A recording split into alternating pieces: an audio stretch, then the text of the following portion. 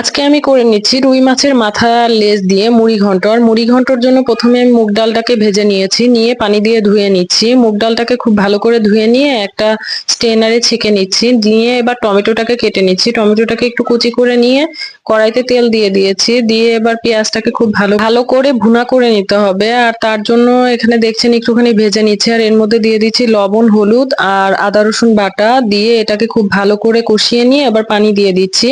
পানি দিয়ে এটাকে খুব ভালো করে কষিয়ে নিতে হবে প্রায় 15-20 মিনিট ধরে। কষানো হয়ে গেলে এর মধ্যে দিয়ে দিচ্ছি মাছটা। মাছগুলো আগে থেকে লবণ হলুদ মাখিয়ে আমি ভেজে নিয়েছিলাম। এবার মাছটা দিয়ে এর মধ্যে পানি দিয়ে দিচ্ছি, দিয়ে মাছটা উল্টিয়ে পাল্টিয়ে 10 মিনিট ধরে কষিয়ে নিতে হবে। নিয়ে এবার মাছটা তুলে নিচ্ছি। মাছটা তুলে নিয়ে এক সাইডে রেখে এই যে বাঁচা মশলা এর মধ্যে দিয়ে দিব ডালটা।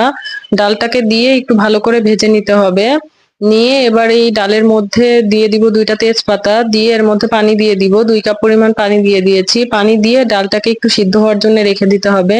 ডালটা এই তো আমার সিদ্ধ হয়ে গিয়েছে। এবার এই ডালের মধ্যে দিয়ে দিব মাছগুলো। এই তো দেখছেন মাছগুলো দিয়ে দিচ্ছি।